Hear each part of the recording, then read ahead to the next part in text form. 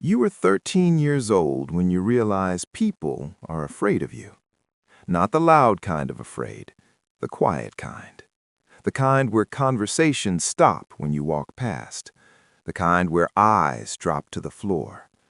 You tell yourself that means you're powerful. You don't understand yet that fear is not the same as respect. And you definitely don't understand how one small mistake is about to cost you everything. You stand at the center. Not the tallest, not the smartest, but the loudest. And sometimes that's enough. You aren't born cruel. That's the part no one sees. You were once the quiet kid with worn-out shoes, the one who answered questions too softly, the one who got laughed at for stuttering when nervous. The world taught you something early. It's better to be the one laughing than the one being laughed at. So you adapted. First it was jokes, then louder jokes, then jokes at someone else's expense. The first time the class laughed because of something you said about another kid, it felt like oxygen filling your lungs. You weren't invisible anymore. Attention becomes your fuel. Soon you learn timing, you learn targets, you learn who won't fight back, and there's always someone who won't. He transfers mid-year, quiet, thin, glasses slightly too big for his face. He carries his books like they might disappear if he lets go. You notice him immediately. Not because he did anything wrong, but because he looks like you used to. That bothers you. The first comment is small.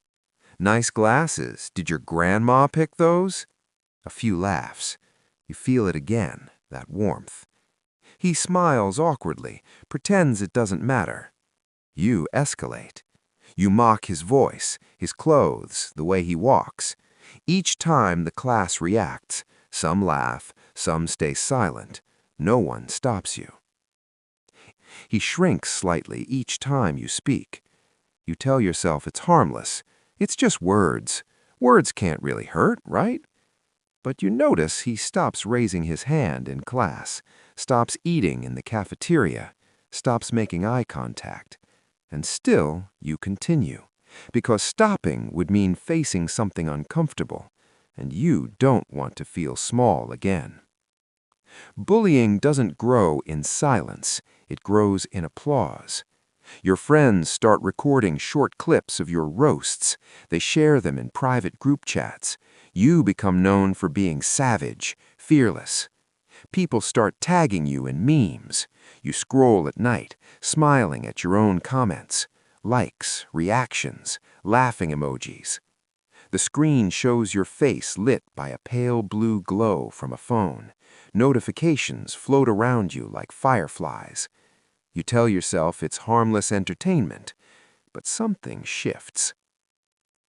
One afternoon, during group presentations, he stumbles over a word. You don't plan it, you just react. You mimic him. Perfectly. The class explodes with laughter. Even the teacher struggles to regain control. And then you say it, the line you think is clever, the line that goes too far. You compare him to something humiliating, something personal, something you overheard from someone else. The room freezes. The laughter dies halfway through. His face changes. Not angry, not crying, just empty. He gathers his papers quietly, sits down, doesn't look up again. Feel something flicker in your chest, but you ignore it, because your friends are whispering, that was brutal. And brutal feels powerful. The mistake isn't what you said. It's what happens next. You don't realize someone recorded the entire moment, not just your joke, but his face, the silence, the way the room shifted. The clip doesn't stay in a private chat. It spreads, first around school, then to parents, then to people who don't know you at all. And without your control, the story changes. You aren't the funny guy anymore. You are the bully. Comments appear on screen. This isn't funny. That's cruel. Imagine being proud of this. Your stomach tightens.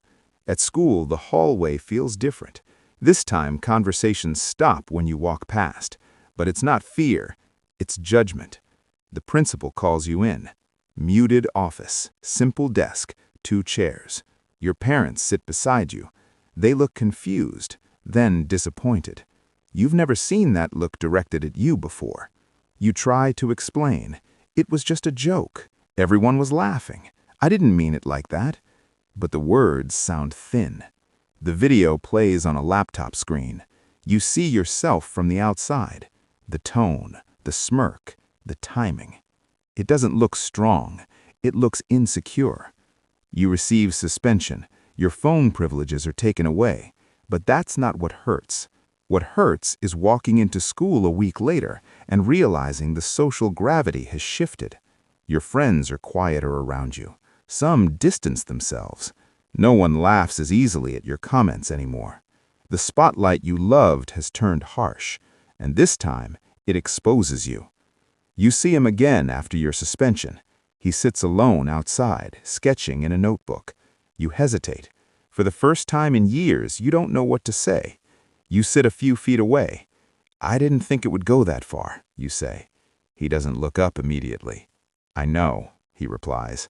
That hits harder than anger would have, because he's right. You didn't think. You were performing, chasing laughs, chasing control, chasing the version of yourself that never gets hurt first. He closes his notebook. "I stopped coming to school for 3 days," he says quietly. "My mom thought I was sick." And honesty is heavier than any punishment. You realize something slowly. The power you thought you had was borrowed. It depended on someone else being smaller. And the moment the audience stopped clapping, you had nothing left. You expected anger, maybe even revenge. What you didn't expect was emptiness. Invitations slow down. Group chats go silent. People don't trust you with vulnerability anymore. Teachers watch you more closely. Your reputation, once built on quick words and fearless jokes, becomes a warning label. You are still 13, but you feel older. In the mirror, you don't see a villain. You see a kid who confused cruelty with confidence. You think about the version of yourself who used to be afraid. You became the thing you feared, and in doing so, you lost something important. Not popularity, not status, trust. Change doesn't happen in a dramatic moment. It happens in quiet decisions. You stop interrupting people. You stop targeting the quiet ones. When someone else makes a cruel joke, you don't laugh. At first, it feels awkward. Then, it feels intentional. You apologize properly, not for being caught, but for the harm. He doesn't immediately become your friend, and that's fair. Some things take time. But one afternoon, he asks if you want to help with a project. It's small, but it's something. The caged bird symbolism appears again. This time, the cage door is open. No spotlight, no audience, just 2 students working quietly at a desk. You are 13 years old when you realize fear is easy, respect is earned. Laughter can build you up or tear someone down. And sometimes the mistake that costs a bully everything isn't public humiliation, it's clarity. The clarity of seeing yourself honestly. The clarity of knowing you hurt someone just to avoid feeling small. Students walking, conversations continuing. You pass by. No one lowers their eyes. No one freezes. They simply nod, and you nod back.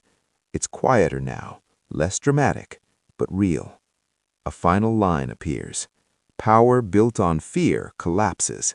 Character built on empathy lasts. That wraps it for today. The story you just heard is fiction. If this story hit different, leave a comment and tell me which moment stayed with you. I got more of this story coming, so make sure you hit subscribe so you don't miss the next one. See you in the next one.